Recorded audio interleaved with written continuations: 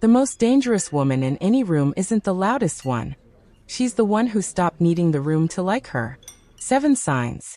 7 specific signs that tell you, or someone you love, or someone you low-key envy, that the transformation has already happened, that the shift is done, that the caring is gone and something else has moved in. Something quieter. Something harder to rattle. And I want to flag one of these signs right now before we even get into the list, because when I describe it, your first reaction is going to be that sounds like a problem. You're going to think it sounds cold, maybe even selfish. And I need you to stay with me when we get there, because that one is actually the proof. Sign 1. You've stopped over-explaining yourself. Not explaining. Over-explaining. There's a difference. Explanation is information. Over-explanation is a performance. It's you handing someone your reasons like a hall pass, hoping they'll let you through. You used to do it. I know you did. Someone asked why you didn't come to the thing, and you gave them a 4-paragraph answer when I didn't want to was the whole truth. You'd say no to something and then immediately fill the silence with justification because the silence felt like judgment. When it stops, you notice it first in the quiet. Someone asks you something and you answer, and then you just don't add anything. No performance. No trailing sentences. No, I hope that makes sense. It makes sense. You said it. That's enough. I knew a woman who stopped over-explaining right around 62. She told her sister she wasn't coming to Christmas dinner that year. Her sister waited for the rest of the sentence. It never came. The sister was furious. The woman slept like a baby. That's the sign. Sign 2. Disapproval lands differently. It still arrives. Let's not pretend you've become a robot. Someone says something sideways about your choices, your life, your decisions. You feel it. The feeling is real. But the aftermath changes completely. Before, disapproval would loop. You'd replay the conversation. You'd imagine their face. You'd construct rebuttals in the shower at 2 a.m. You'd hold a full imaginary court session where you were both the accused and your own defense attorney. Now, it lands. You feel it. And then it leaves. Not because you're suppressing it. Not because you've learned to fake peace. Because somewhere along the line you stopped treating other people's opinions of your life as evidence. They're just opinions. They tell you about the person holding them. Almost nothing about you. Sign 3. You've become a little harder to reach. This is the one I warned you about. It sounds like emotional unavailability. It sounds like coldness. It sounds like something a therapist would circle in red ink. Stay with me.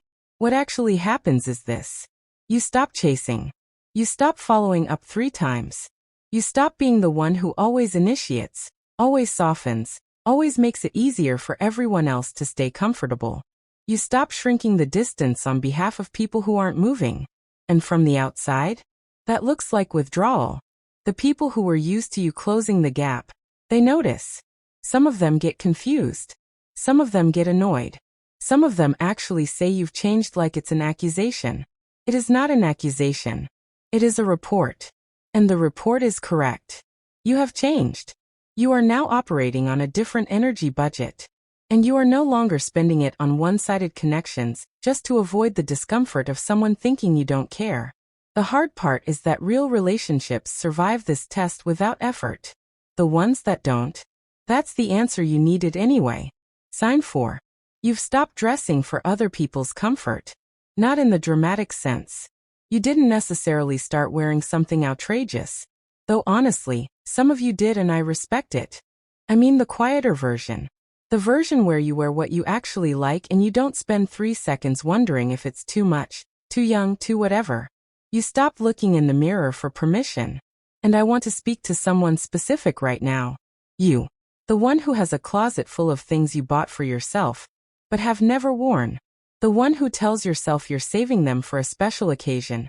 But the real truth is you're waiting for a moment when you feel like you've earned the right to take up that much space. Where the occasion is Tuesday. You are the occasion. Sign 5. Silence stopped feeling like a threat. This one is subtle but it's massive. Before, silence in a conversation felt like something to fix. Someone goes quiet and you rush in. You fill it. You joke, you soften, you ask 3 follow-up questions to make sure nothing is wrong, to make sure they don't think you're weird, to make sure the energy is okay. Now you can sit in silence and not interpret it as a verdict. Someone doesn't respond to your message? You don't spiral. You don't invent a narrative. You don't add them to your mental list of people who might secretly dislike you. You just live your life. In the real world. In real time. Until you hear from them. If you hear from them. Sign 6. You can receive a compliment without deflecting it. This sounds easy. It is not easy. The old pattern. Someone says something nice and you immediately redirect. Oh, it's nothing. I barely did anything. This old thing? I've had it for years. I just got lucky. Anything to scatter the attention before it lands fully on you. The new pattern, thank you. And then you let it sit there. Because deflecting compliments isn't humility. It's a way of agreeing with the version of yourself that doesn't deserve good things. When you stop doing it, you are quietly, and sometimes uncomfortably, choosing to believe you are exactly who the compliment says you are. That is not arrogance. That is finally catching up to your own value. Sign 7. You've stopped waiting for permission to begin. The project. The conversation. The change. The thing you've been sitting on because you were waiting to feel ready, or waiting for someone to tell you it was a good idea, or waiting until the circumstances were a little more favorable, or waiting until you were a little more certain about how it would be received. You stopped waiting. Not because you suddenly became fearless. Fear doesn't go away. But because you finally understood that the permission was never coming from outside. It was always your call. It was always your life.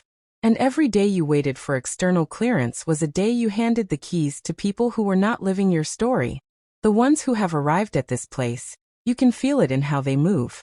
They don't announce their plans and wait for reactions before committing. They move. Then they tell you what they did. If this is landing for you, do something about it. Hit subscribe and leave a comment.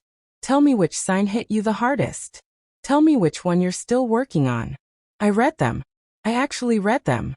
The question I keep sitting with, and I'll leave it here for you too, is this. What would you have done differently, and sooner, if you had known that no one was keeping score the way you thought they were? No one was watching as closely as you feared. No one was judging as precisely as you imagined. The audience you performed for all those years?